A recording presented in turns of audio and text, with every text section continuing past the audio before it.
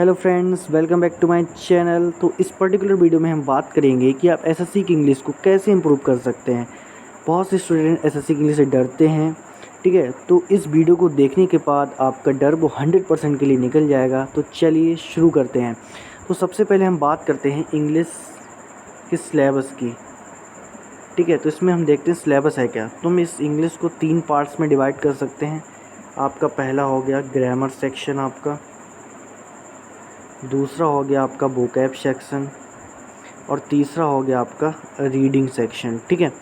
अगर हम बात करें ग्रामर सेक्शन में आपका क्या क्या आता है, तो ग्रामर सेक्शन में आपके चैप्टर्स आते हैं tense, article, noun, pronoun, adjective, adverb, verb, conjunction, ठीक है, question tag, active, passive, direct, indirect, ये सारे टॉपिक्स जो हैं वो आपकी ग्रामर सेक्शन में आते हैं। अगर हम बात करें वोकैब की, तो वोकैब में आपका one word substitution, idiom phrases, superfluous words, ठीक है, और सिनोनिम, एंटोनिम और आपके फ्रेजल वर्ब्स होंगे, ये सारे टॉपिक्स आपके वोकैब में आते हैं। हम बात करेंगे रीडिंग पार्ट की, तो इसमें आपका PQRS, जिसको हम पैरा जम्बल्ड भी बोलते हैं, क्लोज टेस्ट, ठीक है, कंप्रीहेंशन, ये सारा आपका आता है रीडिंग पार्ट में, ठीक है। तो हम बात करते हैं, ये हो गया आपका इंग्लिश के सिलेबस के बारे में। अब आपको इसको पढ़ना कैसे है, मैं सिर्फ आपको 2 बुक्स बताऊंगा यहाँ पर, सिर्फ ओनली 2 बुक। इन 2 बुक को अगर आप फॉलो करते हैं तो आपकी इंग्लिश 100% इम्प्रूव होगी।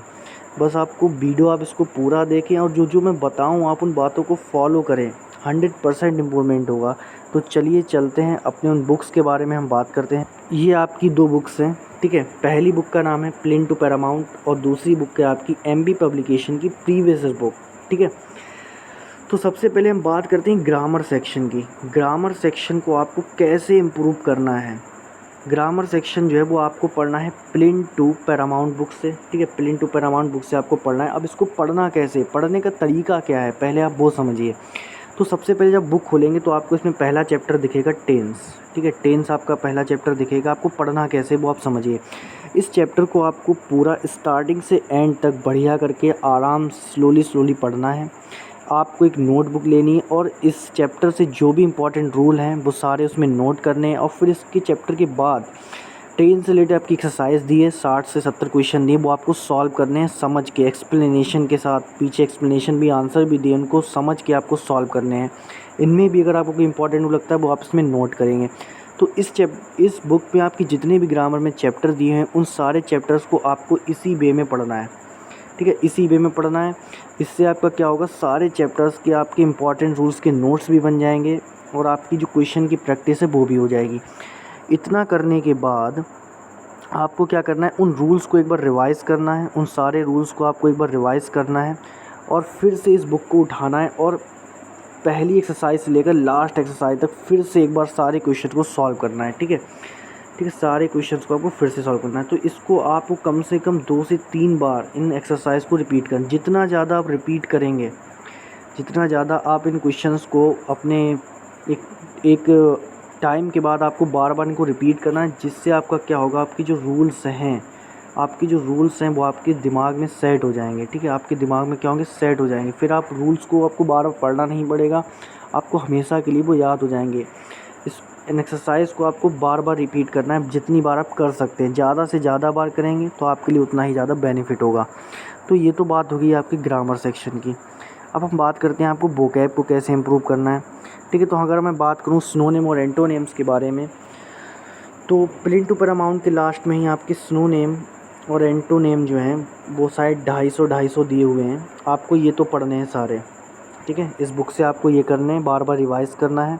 और अगर हम बात करें आपके वन वर्ड सब्स्टिट्यूशन और ईडियम फ्रेजेस, जो कि बहुत ही ज़्यादा इंपॉर्टेंट होते हैं एसएससी की इंग्लिश में, वो आपको पढ़ने हैं MB पब्लिकेशन की बुक से। इस बुक में जितने भी दिए हैं, वन वर्ड सब्स्टिट्यूशन हो गए आपके, MB और आपके जो ईडियम फ्रेजेस हो गए, ये आपको सारे इस बुक से पढ़ने हैं। और भी जो वोकैब के टॉपिक दिए हैं वो आपको इसी बुक से पढ़ने हैं सारे। बार बार आपको पढ़ना है, बार बार पढ़ना है। कंसिस्टेंसी, रेगुलरिटी आपको बिल्कुल भी नहीं तोड़नी है। जब तक आप किसी चीज़ में रेगुलर नहीं होंगे आपको उस चीज़ का फ़ायदा नहीं मिलेगा। आपको रोज़ पढ़ना है, डेली 2 से 3 घंटे इंग्लिश आपको रोज़ पढ़नी है। आप 1 महीने इसको फॉलो करके तो देखो, 100% आपको इम्प्रूवमेंट नज़र आएगा, ठीक है। जो हम बात करते हैं हम कंप्रीहेंशन पार्ट की, तो कंप्रीहेंशन पार्ट को आपको कैसे इम्प्रूव करना है। अगर आप न्यूज़पेपर पढ़ते हैं तो अच्छी बात है, न्यूज़पेपर पढ़िए, लेकिन उससे वोकैब को आपको नोट करने की कोई ज़रूरत नहीं है। इतने ज़्यादा आपको वर्ड्स रिपीटेशन आपका प्रीवियस ईयर का ही होता है, आप सिर्फ प्रीवियस ईयर के सिनोनिम एंटोनिम कर लीजिए, इतना काफ़ी है, ठीक है। और एमबी पब्लिकेशन की जो सेट दिए हुए हैं, इन हर सेट के लास्ट में उस सेट में जो भी इम्पॉर्टेंट वर्ड्स हैं उनका कलेक्शन दिया हुआ है। वो सारे वर्ड्स आप जब सारे सेट करेंगे तो आपके वो वर्ड्स भी तैयार होंगे, तो आपको कोई एक्स्ट्रा वर्ड्स करने की ज़रूरत नहीं है, टाइम ख़राब करने की आपको ज़रूरत नहीं है, आपको स्मार्टली वर्क करना है।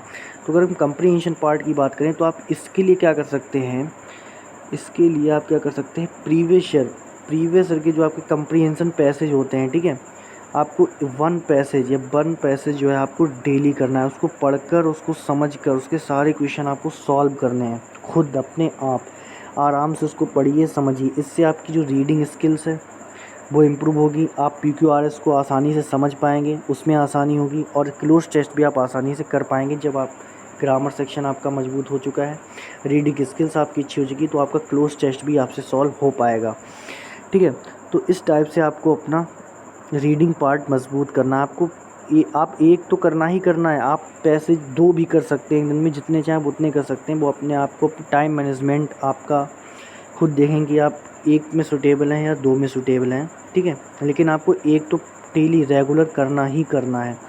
आप करके तो देखिए, 2 से 3 मंथ तक इसको फॉलो करिए, आप खुद देखेंगे कि आपकी इंग्लिश कहाँ पहुँच गई है, बहुत ही ज़्यादा आपको इम्प्रूवमेंट नज़र आएगा। आप एक बार इसको फॉलो करें, ठीक है। रेगुलरिटी बहुत ही ज़्यादा इम्पॉर्टेंट होती है। मान लिया आपने 8-10 दिन तक उसको फॉलो किया, फिर आपने 5-6 दिन नहीं पढ़ा, फिर 5-6 दिन पढ़ लिया, फिर 5-6 दिन नहीं पढ़ा, इससे कभी भी आप सक्सेस नहीं हो पाएंगे, सक्सेसफुल नहीं बन पाएंगे, इम्प्रूवमेंट नज़र नहीं आएगा। रेगुलर बनना पड़ता है। किसी भी टॉपर के इंटरव्यू में सुनिए, वो यही कहते हैं कि आपको रेगुलर पढ़ाई करनी ही पड़ेगी। आप इंग्लिश को पढ़ना ही नहीं चाहते, एक बार पढ़िए तो सही, नहीं समझ में आ रहा कोई बात नहीं, आप फिर भी उसको पढ़िए, 100% समझ में आएगा, क्यों नहीं आएगा। और ये एक लैंग्वेज है, आप यूट्यूब के चक्कर में मत पड़िए, बहुत ज़्यादा इस टाइम पर यूट्यूब आप देख सकते हैं, आप सुबह से शाम तक वीडियो देखते रहेंगे, लेकिन उससे कुछ भी फ़ायदा होने वाला नहीं है। जब तक आप खुद नहीं पढ़ेंगे, अपना दिमाग खुद नहीं चलाएंगे, तब तक आपको इम्प्रूवमेंट नज़र नहीं आएगा। Self study one of the best way है। अगर आप सक्सेसफुल बनना चाहते हैं तो आपको सेल्फ स्टडी पर फोकस करना पड़ेगा। आप अपने आप जितना ज़्यादा से ज़्यादा टाइम जो है इन्वेस्ट करेंगे सेल्फ स्टडी पर, उतना ही ज़्यादा आपको बेनिफिट होगा। सेल्फ स्टडी से आप चीज़ों को डिस्कवर करते हैं, एक चीज़ के 2 से 3 मेथड निकलते हैं, आपको बार बार उसको जब करोगे, ठीक है। तो मैंने इस वीडियो में आपको बताया कि आप कैसे आप इसको फॉलो कर सकते हैं। फॉलो करके देखना, आप 1 महीने के बाद आपको इम्प्रूवमेंट 100% नज़र आएगा। तो अगर आपको वीडियो पसंद आई हो तो इसको लाइक करें, और जिन फ्रेंड्स को इंग्लिश से डर लगता है उनको इस वीडियो को शेयर करें, ताकि उनको भी फ़ायदा हो। और चैनल पर अगर आप नए हैं तो चैनल को सब्सक्राइब करें। मिलते हैं अपनी नेक्स्ट वीडियो में, तब तक के लिए bye bye, take care, thank you.